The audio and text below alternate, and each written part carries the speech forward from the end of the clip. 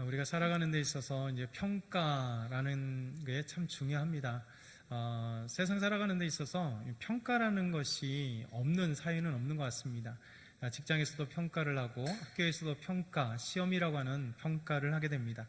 그리고 사람에 대해서 저 사람은 어떤 사람인가라고 할 때 이제 평가를 하게 되죠. 그래서 우리 인생의 가장 중요할 마지막 인생의 유언 아니면 묘비에 그 사람의 인생에 암축해서 인생이란 무엇이냐, 그 사람이 어떻게 살았는가, 그가 누구인가 라는 것을 알아볼 수 있도록 평가하기도 합니다. 위대한 종교개혁자 존 칼빈이 1564년에 하나님의 부르심을 받았습니다.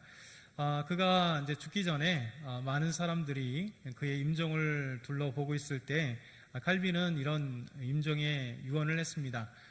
내 묘비를 만들지 마라 달라, 이렇게 얘기했습니다. 그래서 칼빈의 유언대로 칼빈은 아주 검소하게 장례가 치러졌습니다. 그리고 다른 사람들처럼 그렇게 묘지가 세워졌습니다. 칼빈이 죽은 지 몇 달 후에 외국인 학생들이 제네바에 찾아서 칼빈의 무덤을 찾기를 원했습니다. 그래서 이제 그 칼빈 공동묘지에 가서 칼빈의 무덤을 찾으려고 했을 때 찾지 못하고 이제 허사였습니다. 그래서 이제 그 뒤에 그런 이야기를 듣고 나서 칼빈을 찾고 추모하고 싶은데 칼빈의 무덤을 찾을 수가 없는 거예요. 왜냐하면 묘비도 없고 그 어떤 글씨도 쓰여져 있지 않고 또 소개도 되지 않았기 때문에 칼빈의 무덤을 찾기가 참 어려웠습니다. 그래서 한참 후대에 칼빈의 묘라고 하는 것을 표시하기 위해서 존 칼빈에서 JC, 그러니까 이름의 첫 단어, 그 알파벳을 가지고 그 묘비 대신에 칼빈 무덤에 지금도 JC라고만 이렇게 표시가 되어 있습니다. 칼빈에 대해서 많은 학자들이 그의 삶을 요약한다면, 그를 평가한다면 어떻게 평가할 것인가 라고 할 때 오직 하나님께 영광을 돌린 사람, 이렇게 평가를 합니다. 참 아름다운 평가고 저희들이 가장 듣고 싶어하는 평가겠죠. 그 사람을 생각하니까 하나님께 영광 돌린 사람이다 라고 누군가 우리를 그렇게 평가한다면 참 아름다울 것 같습니다. 칼빈에 대해서 많은 분들이 그렇게 하나님께 영광을 돌린 사람, 평생 하나님께 영광 돌린 사람, 그렇게 칼빈을 평가합니다. 그렇다면 우리는 오늘 말씀에 있는 대로 우리 예수님은 도대체 어떻게 평가할 수 있을까라고 하는 것이죠. 예수님은 여러분 어떻게 평가하실까요? 아마 많은 평가 이야기가 있을 것 같습니다. 그 중에 예수님, 많은 이제 학자들이 예수님에 대해서 어떤 평가를 하냐면, 예수님은 삶을 변화시킨 교사, 삶을 변화시킨 교사, 많은 사람들의 삶을 변화시키고 우리 하나님을 믿게 하신 아름다운 교사였다라고 말씀하고 있는 거죠. 오늘 마태복음 이제 말씀 보게 되면 마태복음 5장과 6장, 7장, 다른 말로 하면 산상수훈의 말씀, 예수님께서 산에서 수많은 무리들이 예수님께 나왔고 그들에게 대해서 예수님은 산상수훈의 말씀, 너무나 귀한 산상수훈의 말씀을 하셨습니다. 그리고 그 모든 말씀을 마치시고 이제 예수께서 마치실 때 오늘 말씀이 이렇게 됩니다. 28절 그리고 29절 이 두 절을 보는데요, 예수께서 이 말씀을 마치심에 무리들이 그의 가르치심에 놀라니. 그러니까 예수님께서 산상수훈의 말씀을 가르치셨어요. 교사로서 가르치신 것이죠. 이 가르치셨는데 보통 사람들과 달랐다는 거죠. 산상수훈의 말씀을 듣고 그들이 평가되는 것은 놀랍다라는 겁니다. 그러면서 29절에 이는 그 가르치시는 것이 권위 있는 자와 같고 그들의 서기관들과 같지 아니함일러라. 그러니까 가장 말씀을 가르치는 분들이 누구냐? 서기관들, 성경을 필사하고 가르치는 서기관들과 같지 않았다. 그러니까 하나님의 말씀을 항상 필사하는 평생의 직업, 그리고 모든 사람들과 구별되는 말씀을 기록하는 서기관들, 그 서기관들과 달랐다라고 평가하고 있습니다. 그래서 예수님은 여러 평가 중에 가장 아름다운 평가 중에 하나가 뭐냐면 사람들의 삶을 변화시킨, 사람들에게 참된 하나님의 말씀을 전하신 교사 예수라는 것이죠. 그래서 오늘 첫 번째 삶을 변화시킨 교사 예수님. 예수님은 삶을 변화시킨 예수입니다. 이게 복음서에서 보면 선생, 우리 한글 성경에 선생이라고 하는 이 표현이 두 가지로 되어 있습니다. 하나는 디다스칼로스라고 하는 헬라어로 해서 영어로 하면 마스터, 그러니까 석사할 때 마스터로 쓰잖아요. 그래서 이 마스터, 그러니까 무엇인가 완전하게 다룰 수 있는 그런 기술을 가지고 있는 사람, 아니면 달인, 참된 선생, 스승, 이런 것이 마스터예요. 그리고 티처, 가르치는 사람, 디다스칼로스라고 하는 이제 헬라어가 이렇게 마스터나 티처, 영어로 하면 그렇게 번역됩니다. 그러니까 우리나라 성경은 선생, 선생님으로 이렇게 번역이 되죠. 동일한 의미로 예수님께 한 복음서에 15번 정도, 좀 작게 사용됐는데 15번 정도 사용된 것이 뭐냐면 랍비, 그러니까 선생님이죠. 랍비. 사실 영어로 하도 랍비도 똑같이 랍비나 아니면 영어 단어로 마스터, 티처 이렇게 사용할 수 있습니다. 특별히 랍비라고 할 때는 유대인들의 선생을 얘기합니다. 율법을 가르치고 그들에게 귀한 말씀을 전할 수 있는 그런 사람들, 그래서 랍비입니다. 예수님은 디다스칼로스라고 하는 교사, 아니면 랍비로 불려집니다. 사실 구약 성경에는 랍비라는 단어가 없습니다. 구약에는 가장 유대인들의 중심이 뭐냐면 유대의 부국 강병을 이루기 위해서 왕이 중심이 되었고, 왕이 이끄는 군대가 항상 중심이 됩니다. 그래서 항상 그 역사서를 보게 되면 사무엘이나 열왕기나 역대기나 이스라엘 왕조 역사들을 보게 되면 가장 중심이 누구냐면 왕이죠. 그러니까 왕. 그래서 이스라엘 다스릴 왕, 이스라엘을 부국 강병으로 이끌 왕, 이스라엘을 적의 대적 가운데 지켜줄 왕, 그 강력한 왕과 그리고 왕이 이끄는 군대에 초점을 많이 둡니다. 그래서 이스라엘 쳐들어온 수많은 적군들과 싸웠던 왕과 그의 군대들, 왕이기 전에는 사사들, 하나님이 구원자로 세운 사사들, 그 사사를 어떻게 세워서 미디안이나 여러 족속들, 그 쳐들어온 이민족들을 어떻게 그들과 싸워 해방시켰는가에 대해서 관심을 든 거죠. 그러니까 구약 성경은 보면 끊임없이 역사, 왕조가 있었을 땐 왕이 중심이고 군사가 중심이 되었습니다. 근데 이스라엘은 큰 변화가 찾아오죠. 어떤 변화일까요? 멸망이라고 하는 변화가 찾아옵니다. 북이스라엘이 아시리아라고 하는 거대 제국에 의해서 멸망당합니다.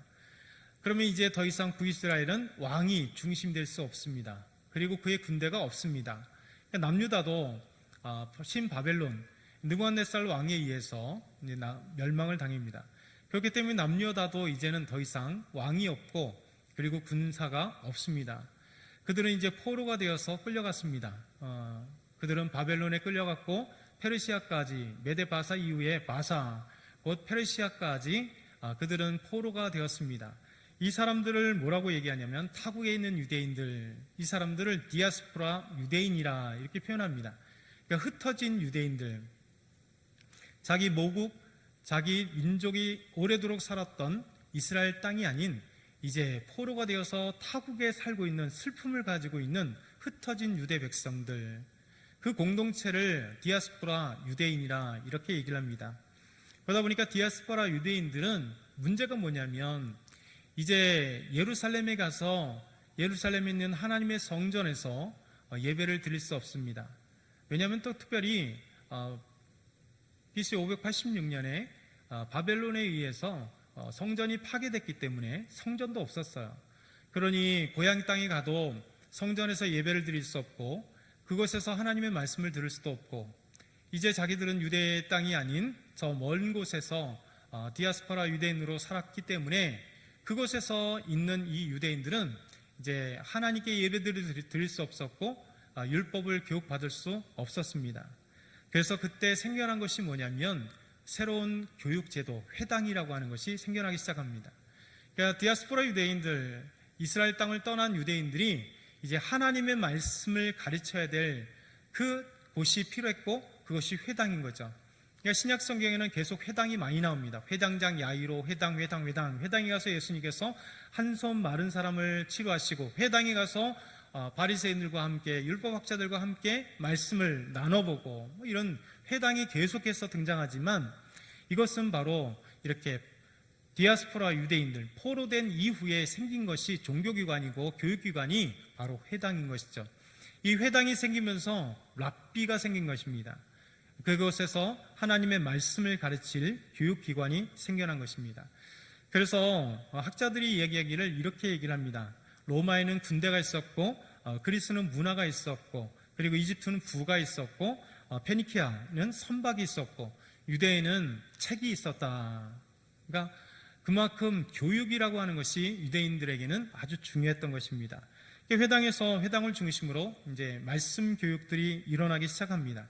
그래서 회당에서 하나님의 말씀을 가르치고, 그곳에서 말씀을 가리키는 사람들이 디다스칼로스라고 하기도 하고, 또 랍비라고도 하기도 하는 것이죠. 이 랍비들은 대부분 성경을 가리키는 분들이기 때문에 유대인들에게 아주 존경받는 사람들입니다. 특별히 예수님 당시에도 랍비는 아주 중요한 율법을 가르치는 아주 귀한 선생님들이었습니다. 그래서 랍비의 가문들이 있고 유명한 랍비들이 있었습니다. 가장 또 후대에 보면 유명한 샴마이가 랍비예요. 샴마이 랍비를 추종하는 그의 세력들, 그래서 샴마이 학파라고 얘기합니다. 그리고 힐렐 학파, 힐렐이라고 하는 랍비를 중심으로 해서 그가 성경을 해석하고 하는 그런 큰 학파를 이뤄서 힐렐 학파라고 얘기했습니다. 이 랍비들은 성경을 가리킬 때 항상 뭐라고 얘기하냐면, 자기도 분명히 권위가 있으나 더 정확한 해석과 권위를 가지기 위해서 우리 랍비 삼마이가 말하기를, 우리 랍비 힐렐이 말하기를, 이 말씀은 이렇다라고 얘기를 했습니다. 그 당시에 대부분의 선생들이나 랍비들이 그렇게 가장 유명하고 권위 있는 어떤 랍비의 해석에 근거해서 이렇게 얘기를 하죠. 여러분, 이것은 그 전통이 오랜 전통입니다. 이 당시에 랍비들만 그랬던 것이 아니라 전 세계 후대에도 마찬가지입니다. 지금도 마찬가지죠. 지금도 어떤 학문을 얘기할 때 가장 정통성 있는 이론, 그래서 정설이라고 얘기죠. 그 정설을 끌어낸 학자, 우주론이라면 대폭발 이론, 빅뱅 이론이라고 하는 그게 정설처럼 여겨집니다. 빅뱅도 여러 이론 중에 하나이고, 빅뱅 한 가설에도 수많은 이제 가설이 있어요. 근데 이제 그것을 얘기할 때 가장 유명한 누구, 이렇게 얘기를 합니다. 블랙홀 이론, 그 얘기를 하면 스티븐 호킹 박사를 얘기하죠. 그러니까 유명한 사람, 가장 권위 있는 사람의 이야기를 하면서 그 이론을 얘기하는 것이 지금도 그렇게 정설처럼 나눠지고 있습니다. 여러분, 디다스칼로스나 랍비들은 그렇게 가장 권위 있는 사람들을 얘기합니다.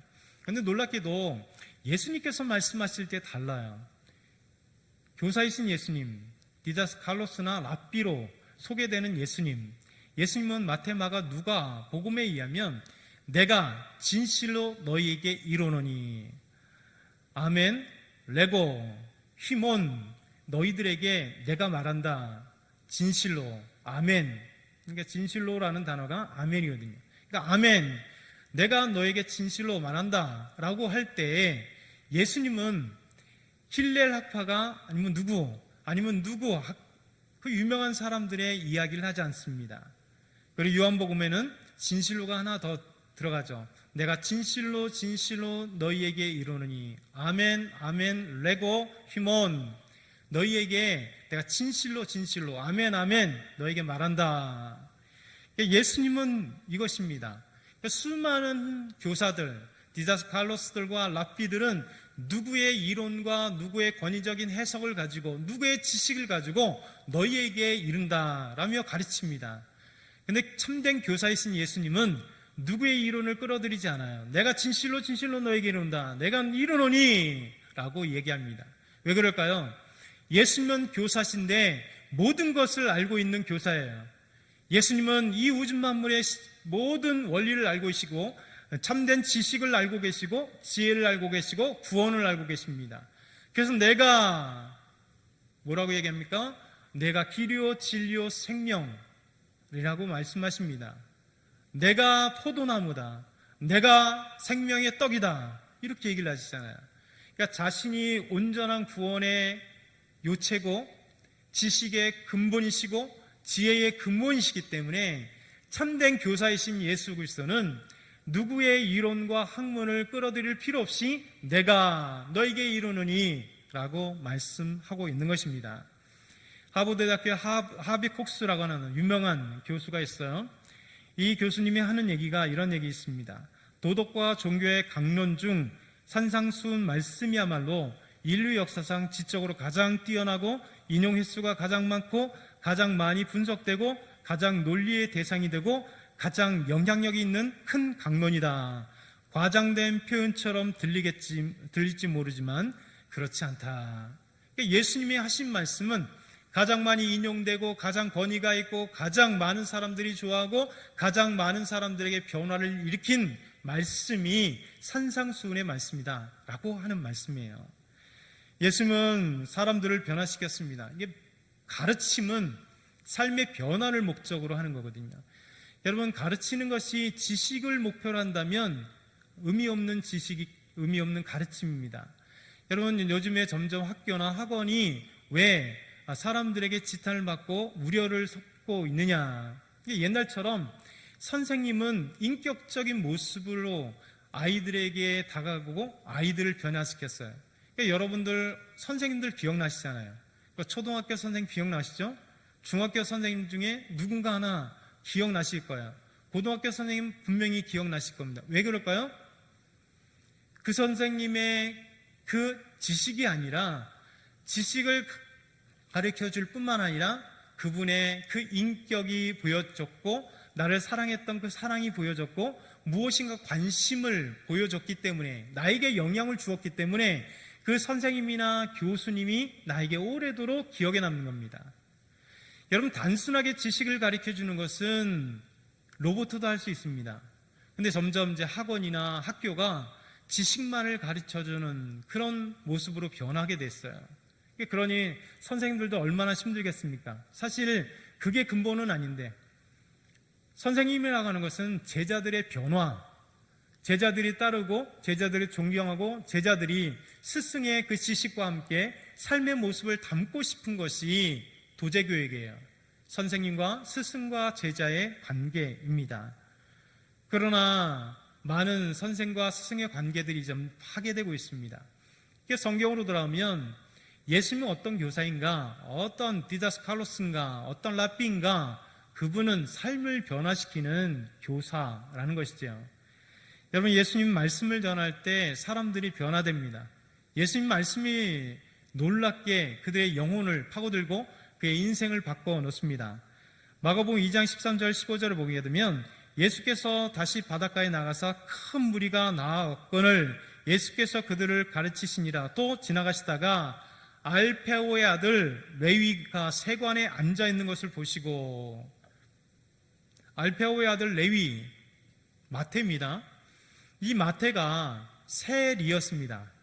그러니까 유대인이었지만 세리, 당시의 세리는 세금을 받는 자로서 로마의 압제자라고 생각했기 때문에 우리 민족의 피를 빨아먹는 그런 세금을 받는 그런 자, 그래서 세금을 취하여서 자기가 취하고 부자 되고 로마에 갖다 버리는, 그러니까 이스라엘 백성들에게서는 세리는 매국노자예요. 그래서 끊임없이 이를 갈면서 저 죄인들이고 매국노요, 그리고 이 유대인에서 없어져야 될 자들, 그렇게 욕하는 자들입니다. 근데 예수님께서 세관원 지나가시다가 레위, 이 알페오의 아들 레위, 마태를 부르셨어요. 그러니 어떻게 됩니까? 곧 따르니라. 나를 따르라 하시니 일어나 따르니라. 그의 집에 앉아 잡수실 때에 많은 세리와 죄인들이 예수와 그의 제자들과 함께 앉았으니 이는 그러한 사람들이 많이 있어서 예수를 따름이러라. 여러분, 예수님께서 나를 따르라 할 때 곧 따르고 자기 집으로 예수님을 모셨습니다. 여러분, 세관을 놓는다는 건 쉽지 않아요. 자기 직업을 포기한다는 것입니다. 이제 예수님을 따라가는 것이죠. 예수님의 이 한마디, 나를 따라오너라, 이 한마디에 세관원이었던 레위, 마태는 변화되었습니다. 그리고 예수님을 자기 집으로 모신 거예요. 여러분, 예수님의 한마디 속에 인생이 변화되는 겁니다. 예수님의 그 한마디에 사람이 변화되는 겁니다. 마태는 변화되어서 그의 집을 갖고 거기에는 다른 세리들이 예수님을 만나고 싶어서 다른 세리들이 왔습니다. 그리고 죄인들이 그곳에 왔다는 것이죠. 여러분, 왜 죄인들이 왔고 세리들이 왔을까요? 예수님을 만나고 싶은 겁니다. 예수님을 만나면 예수님의 삶에 그 말씀과 그 삶으로 인하여 변화될 수 있는 것을 알았기 때문에, 죄인들이 예수님을 만나면 이제 죄인의 삶을 끊을 수 있는 것을 알았기 때문에 예수님께 나갔다는 것이죠. 여러분, 그렇지 않으면 못하러 죄인들이, 여기서 죄인이라고 얘기하는 것은 유대인의 관점입니다. 여러분, 죄인들은 잘 먹고 잘 사는 당시의 사회의 부유층이에요. 돈 많은 사람들입니다. 세리들 잘 살았어요. 여러분, 이런 사람들이 못하러 예수님을 따랐겠습니까? 그런데 그들은 알고 있었어요. 유대인의 입장에서는 자기들은 죄인이고, 유대인의 입장에서는 자기는 매국노였던 세리. 그렇기 때문에 이 삶을 벗어나고 싶었던 것입니다. 그때 마태가 예수님을 만났고 그의 친구 동료들이, 세관원들이 자기 마태의 집에 왔고 죄인들이 예수님을 만나기에 온 것입니다. 이들은 들었습니다. 예수님이 가는 곳마다 하나님의 말씀을 전함으로, 가르치는 교사로서 말씀을 전할 때 그 말씀을 통하여 삶이 변화된 수많은 사람들의 이야기를 들었을 것입니다. 그렇기 때문에 예수님께서 나를 따라오너라 할 때 자기의 모든 직업을 포기하고 이제 예수님의 제자로, 예수님을 따르기로 결단하고 마태가 예수님께 나아간 것입니다. 여러분, 우리 삶 가운데 하나님 말씀이 예수님을 통하여 흘러나올 때 우리가 예수님의 말씀을 들으면 저희 삶이 변화되게 되어 있습니다. 우리의 삶의 결단이 되게 되어 있습니다. 죄인의 삶이 아니라 이제 예수 그리스도를 믿고 의인의 삶이 되고, 이 세상을 추구했던 것이 아니라 세상 속에서 하나님께 영광 돌릴 수 있는 삶을 살아가는 존재로 바뀌어질 수 있다는 것이죠. 예수님의 부르심에 삭개오도 변화되었습니다. 예수께서 그곳에 이르사 쳐다보시고 이르시되 삭개오야 속히 내려오라, 내가 오늘 내 집에 유하야겠다 하시니 급히 내려와 즐거워하며 영접하거늘 무사람이 보고 수근거려 이르되 저가 죄인의 집에 유하러 들어가도다 하더라. 삭개오가 서서 주께 여짜오되 주여 보옵소서, 내 소유의 절반을 가난한 사람에게 주겠사오며 만일 누구의 것을 속여 빼앗은 일이 있으면 내 갑절이나 갚겠나이다. 예수님이 삭개오를 보시고 삭개오야 내려와라, 내가 내 집에 거할게 라고 하는 이 말씀에, 간단한 말씀 같고 너무 평범한 말씀 같은데 삭개오에는 이 예수님의 말씀이 화살같이 꽂힌 것이죠. 그래서 예수님의 말씀을 듣고 속히 내려와서 예수님이 말씀하신 내 집에 응하야겠다, 내 집에 가야겠다, 그랬을 때 그의 집에 모시고, 그리고 수많은 삭개오와 또 동일하게 삭개오기 때문에 세리들과 죄인들이 그 집에 있었던 것이죠. 그러면서 그것으로 끝난 게 아니라, 주님, 내가 누구에게 속여 취한 것이 있다면 4배나 갚겠습니다. 레위기에 4배를 갚도록 돼 있잖아요. 주님께 헌신하며, 주님, 제가 주님께 이렇게 속여 취한 것이 있다면, 거짓된 것이 있다면 갚겠습니다. 만약 삭개오가 보통 일반 세리와 같이 세금을 받았다면 그는 다 착복한 것입니다. 불법입니다. 로마 입장에서는 불법이 아니지만 유대인의 입장에서는 불법이죠. 없는 세금을 더 받았기 때문에. 그러면 삭개오는 망할 것 같아요. 완전히 망할 것 같습니다. 그럼에도 불구하고 삭개오가 4배를 갚겠다고 하는 것은 삶의 변화입니다. 예수님은 삶을 변화시키는 그런 교사세요. 우리의 참된 스승, 우리의 참된 선생님이십니다. 2번째, 예수님은 누구나 평등하게 말씀을 주셨습니다. 누구에게나 평등하게 말씀을 주셨어요. 성경에 있어서 가장 위대한 그 단어가 있다면 평등이라는 단어입니다. 평등. 성경의 개념을 또 짜도 평등. 사실 남자와 여자가 평등하지 않거든요. 역사 이래. 여러분들 그렇지 않습니까? 우리 권사님들, 우리 또 집사님들, 어렸을 때 남자로서 집안에서 많이 우리 아들 했을 겁니다. 그러니까 대부분의 여자들은 우리 딸 사랑은 받긴 했지만 아들들보다 조금 이렇게 차이가 있었습니다. 아들은 대학 보내는데 딸은 고등학교만 보내면 감지덕지, 초등학교 보낸 경우 많았습니다. 그러니까 남자와 여자가 차별이 있었어요. 그러니까 우리나라도 계속 있었고 지금도 있습니다. 전 세계에 계속해서 차별이 있었죠. 그런데 성경은 짝 짜면 하나님의 뜻은 뭐냐면 평등이에요. 잘 보세요. 하나님이 사람을 창조하시되 남자와 여자를 창조하셨다. 그런데 남자와 여자를 어떻게 창조하셨어요? 하나님이 자기 형상과 모양대로.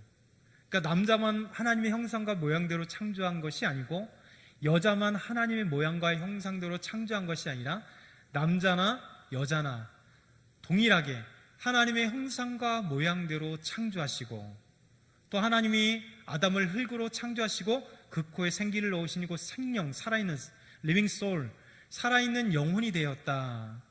그런데 아담이 깊이 잠들게 하심에 그 갈빗뼈를 추하시고 살로 채워 여자를 만드셨다.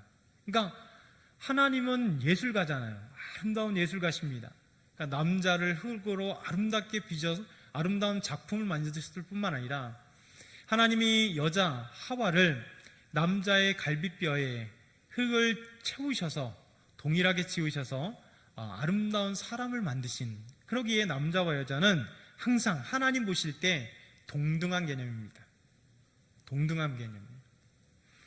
여러분, 역사 이래 성경처럼 남자와 여자를 동등하게 대한 적이 없습니다.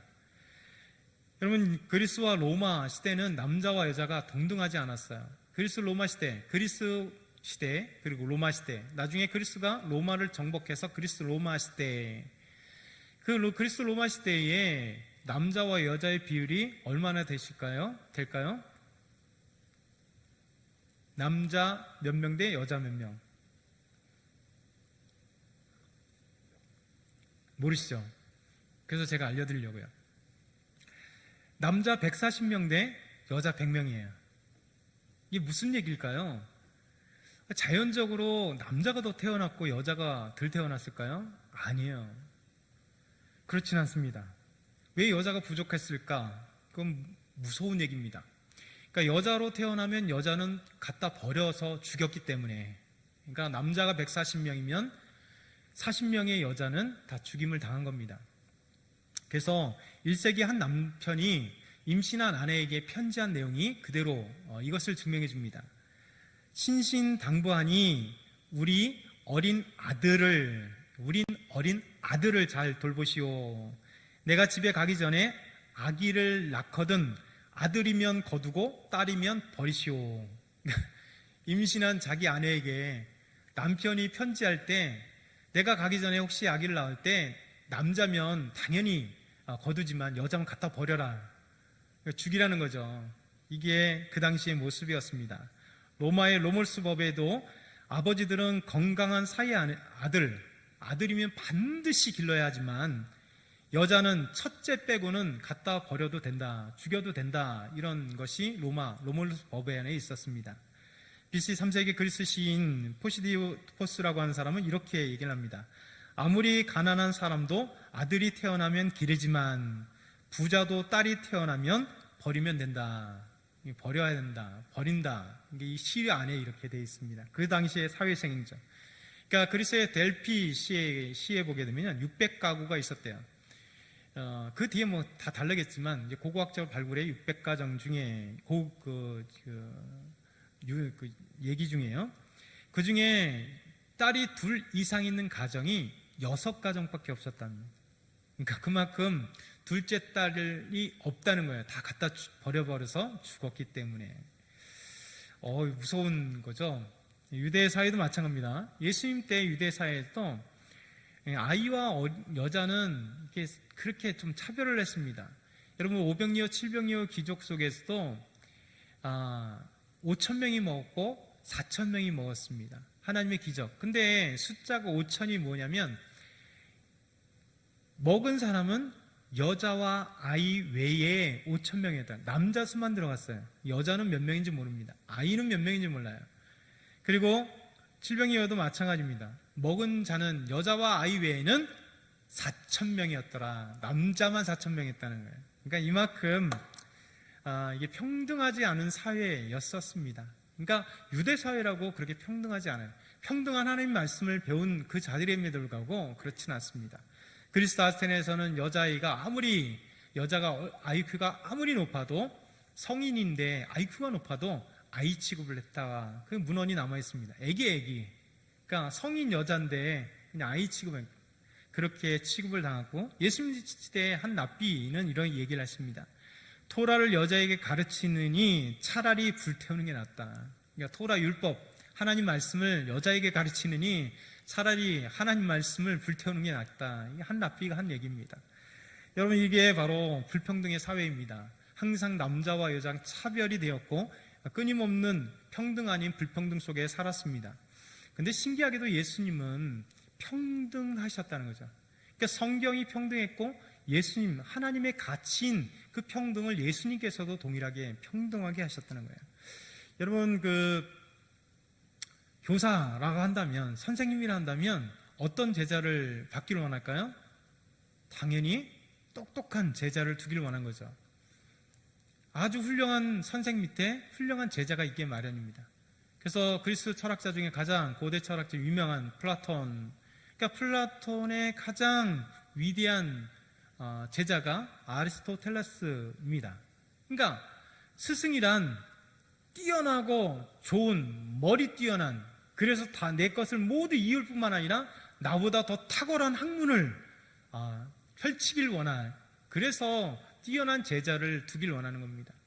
여러분, 스승들이 지금도 아이들 못하는 애들 여러 명 있는 게 좋겠습니까? 아니면 한두 명인데 정말 한 가지 딱 가르치면 그냥 받아들이고 다음 걸로 안 하는 그런 학생들을 원하겠어요? 대부분 당연히 뛰어난 사람입니다. 이게 일반적인 모든 스승의 모습들입니다. 그런데 예수님은 신기하게도 그러지 않았어요. 예수님의 제자들 보세요. 예수님의 제자들이 일반 사회적으로 본다면 무식한 사람들입니다. 그리고 신분이 아주 천한 신분들이죠. 당시에요, 베드로, 요한, 야고보, 빌립, 도마, 안드레가, 그의 성분이 뭐예요? 뭔가요? 어부들이죠.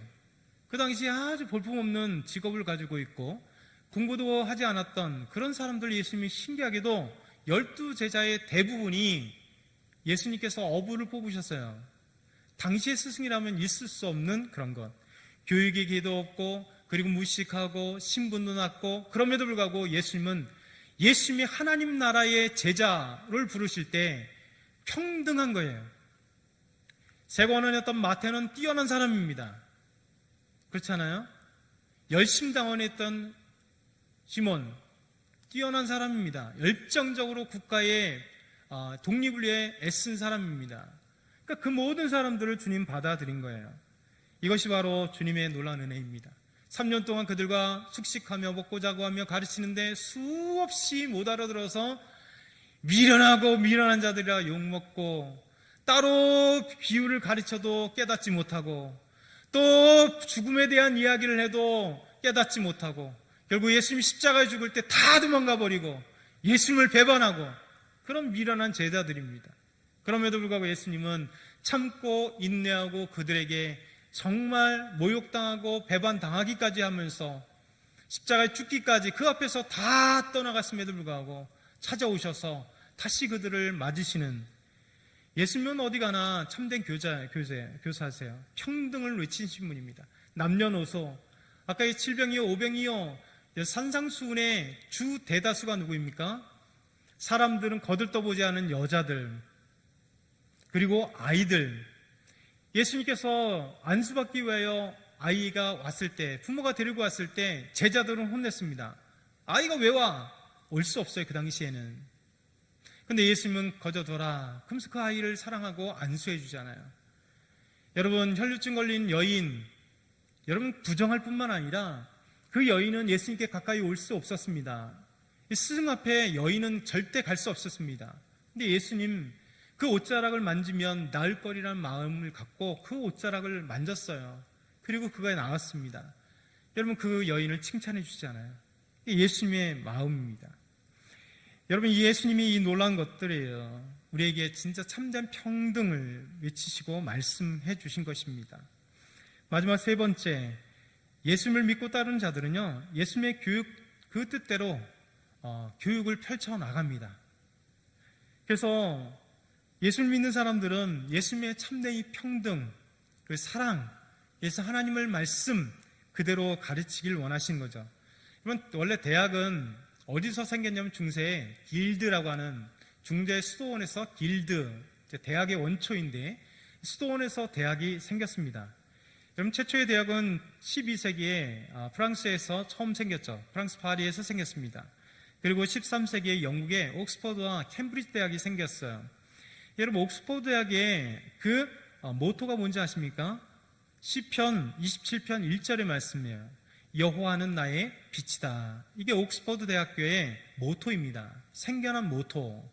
여호와는 나의 빛이시다. 왜? 여호와는 나의 빛이시기 때문에 하나님의 빛이 비춰주실 때 학문들이 이루어질 수 있다는 거예요. 그 이후에 로마나 나폴리, 또 비엔나 대학교, 하이델베르크 영국의 독일의 대학교가 생겨났던 것이죠. 대학이라고 하는 유니버시티가 여러분 그 어원이 어디냐면 유니버스. 그러니까 왜 대학이 유니버스냐? 유니버시티가 유니버스, 그러니까 우주라고 하는 영어 그 단어에서 파생되는 거예요. 왜? 라틴어에서 파생됐겠죠. 왜 유니버스냐면 대학은 태초에 하나님이 천지를 창조하셨기에 이 우주 만물에 하나님이 계신 그 무한한 지식들을 배울 수 있는 곳, 이게 바로 대학인 거예요. 유니버스, 우주, 하나님이 창조하신 이 드넓은 세계에 이 하나님께서 너무 정교하게 하나님의 말씀으로 인하여 갑자기 생긴 것 같지 않는 너무나 기묘 절조하는 이 정교한 이 우주 질서, 하나님은 지식의 하나님이요 지혜의 하나님이시다. 그러기에 이 우주 만물 안에 하나님의 놀라운 지식, 이 우주를 탐구할 수 있는 지식, 그것이 바로 대학이라는 의미를 담고 있는 것입니다. 그래서 이 우주 만물을 하나님 창조하셨고 그 안에 하나님의 지혜를 탐구하며 하나님이 창조하신 그 아름다운 질서와 지식을 탐구할 수 있는 것이 대학이면서 동시에 이 우주 만물의 창조이신 여호와 하나님, 하나님께 영광을 돌릴 수 있는 것이 대학인 거예요. 여러분, 이게 어디서 나왔을까요? 하나님을 믿는 믿음의 사람들 속에, 중세 그리스도인들 속에 하나님의 영광과 하나님의 지혜와 하나님의 무한하신 그 지혜를 탐구하기 위하여 대학이 생겨난 것입니다. 그래서 미국의 하버드 대학교가 생길 때 학생 지침 중에 이런 내용이 있어요. 하버드 대학교도 예일 대학교도 프린스턴 대학교도 신학교로 시작했죠. 여러분, 신학과와 함께 일반학과가 시작된 게 예일 대학교, 하버드, 그리고 프린스턴입니다. 지금도 프린스턴 신학교가 아주 유명하고 하버드 대학교 신학교가 되게 유명합니다. 예일 대학교 신학교가 되게 유명합니다. 다 신학과가 있어요. 그때 하버드 대학교의 학생 지침에 이런 얘기가 있습니다. 모든 학생은 분명히 배우고 성실히 공부하되 인생과 학문의 주목적이 하나님과 예수 그리스도를 아는 것, 곧 영생임을 깊이 생각해야 한다. 여러분, 학생들의 학문의 주목적이 하나님과 주 예수 그리스도를 아는 것, 곧 영생을 아는 것이다. 그리하여 모든 건전한 지식과 배움의 초석을 오직 그리스도께 두어야 한다. 여러분, 이 모든 것들이 바로 아까 얘기했던 예일대나 윌리엄 앤 메리 대학교, 사립대학교 유명하잖아요. 우리는 잘 모르지만 유명한 학교입니다. 프린스턴 대학교, 브라운 대학교 모두가 그 모토에는 뭐냐면 하나님과 예수 그리스도를 아는 것, 그러니까 지식을 아는 것이 바로 하나님과 예수 그리스도를 아는 것으로 통하게 되는 것이죠. 여러분, 세상을 변화시킨 그리스도, 그를 닮아간 모든 그리스도인들은요, 그래서 학문에 대해서 열정적입니다. 학문이 그리스도를 배격하고 하나님 배격하는 것이 아니라 믿음의 학문은 뭐냐면 하나님이 창조하신 것을 더 드러나고 그리고 밝히고 그 비밀을 풀어가는 것입니다. 이것이 참된 하나님의 믿음의 백성들의 추구할 바입니다. 여러분, 우리 하나님께 더 나아가야 되겠죠. 여러분, 우리가 1950년대, 60년대 가장 전쟁 이후에 힘들 때에도 우리 초창기 그리스도인들 100여 년 전에 예수를 믿는 사람들이 달랐던 이유는 뭐냐면, 여러분, 신분 여하에 막론하고 교회에서 그 자녀들에게 교육이라고 하는 것을 가르쳤습니다. 우리에게 복음이 들어왔을 때 마부가 교육해서 목사님 됐고, 천민이 교육을 해서 의사가 됐고, 수많은 어려운 사람들이 주목적이 학교를 보내면서 그 학교에서 정말로 다음 세대를 생각하면서 교육에 앞장선 우리 한국 기독교인의 초창기 모습들이에요. 제 후배가 승동교회에 이제 목회를 했습니다. 부목사로 오래도록 했었는데, 자기가 승동교회 갔을 때 첫 번째로 놀란 게, 우리나라 최초 교회 중에 하나잖아요. 갔는데 70대 이후에, 70대 다 넘는 70대 80대 그 어른들 신방할 때 놀란 게 뭐냐면 그들의 학력이었다 그래요. 여러분, 70대 80대 되시는 분들이 갔더니 대부분 그들이 어디를 나왔냐면, 여자는 이화여대, 남자들은 연세대. 그들만 탁월했을까요? 그게 아니라는 거예요. 승동교회의 초창기 예수 믿던 믿음의 사람들은 자신들은 어떻게 하더라도 하나님께 기도하면서 그 자녀들은 교육시켰다는 거예요. 그래서 가면 옛날에 그 나이 때 70대 80대 그 옛날에 이대 아니면 숙대 아니면 연대, 고대는 옛날에 그 학교 축으로 끼지 않았기 때문에 고대는 전문대였었잖아요. 그러니까 고대는 말고 어른 때요. 여러분, 이런 것이 믿음의 사람들의 특징이에요. 정말로 하나님을 알아가고 주님을 온전히 믿어가는 이 놀라운 역사가 있는 것입니다. 이 말씀을 오늘 기억했으면 좋겠습니다. 우리 예수님은 삶을 변화시키는 참된 교사입니다. 예수님의 교육은 평등입니다. 예수님의 교육을 받고 그에 따르는 사람들은 교육의 앞장섭니다. 참된 하나님을 아는 교육들. 여러분이 이 말씀을 기억하길 소망합니다. 하나님 아버지, 감사합니다. 저희들